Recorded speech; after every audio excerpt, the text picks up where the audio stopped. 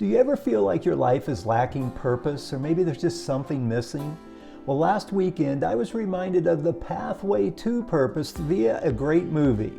Let me tell you the story.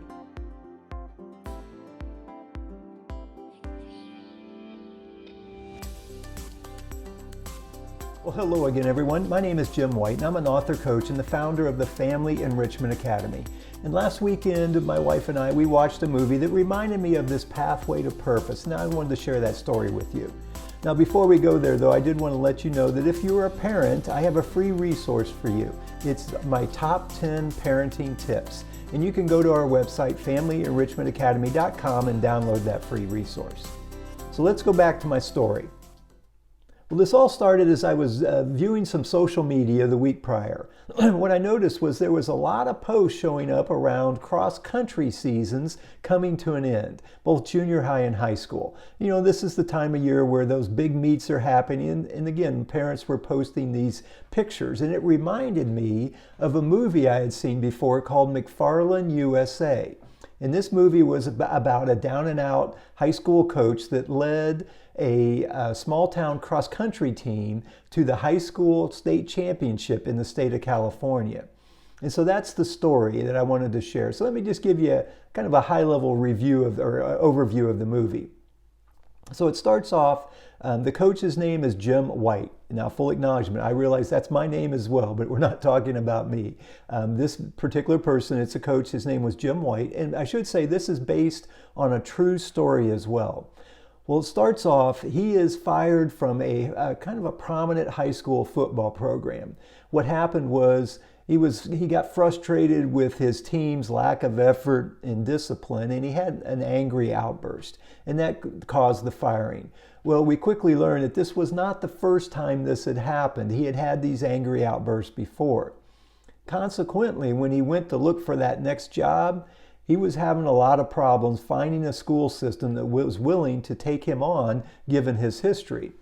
Well, he comes across the high school in McFarland, California. Now, this particular high school is it's a rural community that's maybe a couple hours north and east of Los Angeles. And it's populated by primarily Hispanics who make their living as pickers in nearby farmer fields. Consequently, this is a fairly poor community, and the high school is underfunded, and it's always struggled to keep teachers.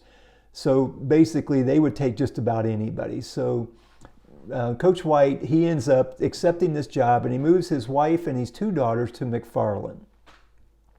Now, when he gets there, he thinks, oh, maybe I'll help with the football team. So he goes and starts to help with the high school football team. But after the first game, he finds there's starting to be some conflict between him and the head coach.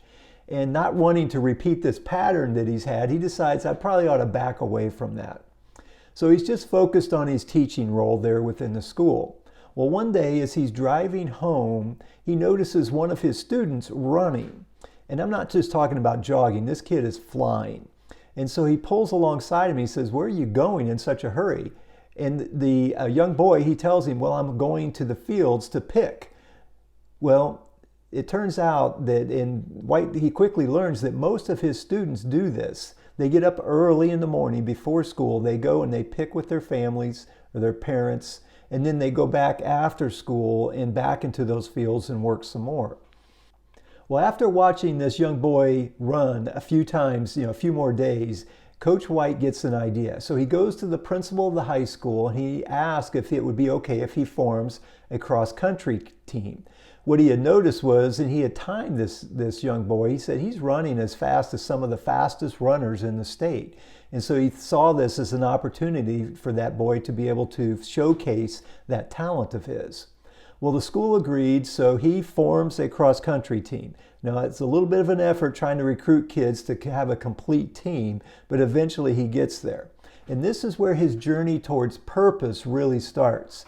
As he gets to know these kids, he quickly learns that all of them have been told all of their life that they would never be anything more than just pickers in those farmer fields, and that their future was really going to be living in the town of McFarland, struggling to make ends meet just like their parents had.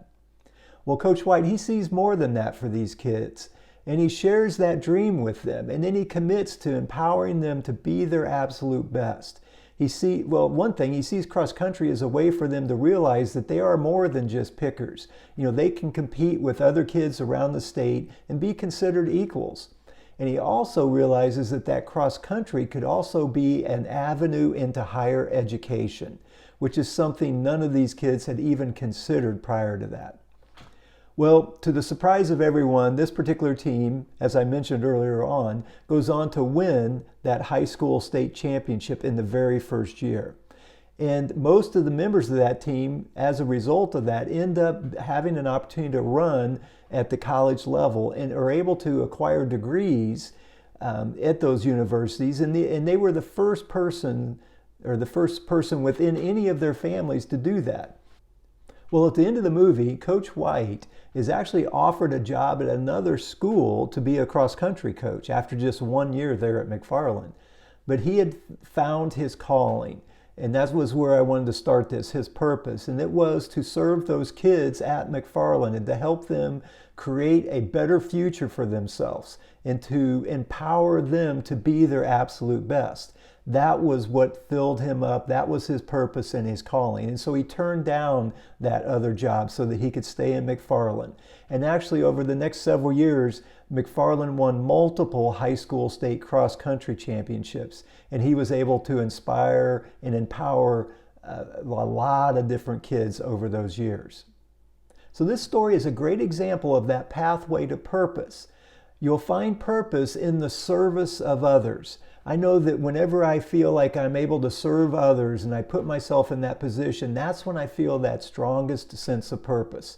So if you're struggling to find that purpose, just think, how can I serve others? In fact, I've got an idea for you, or a challenge. The next time you walk into a building or to a room, ask yourself, how can I serve the people here?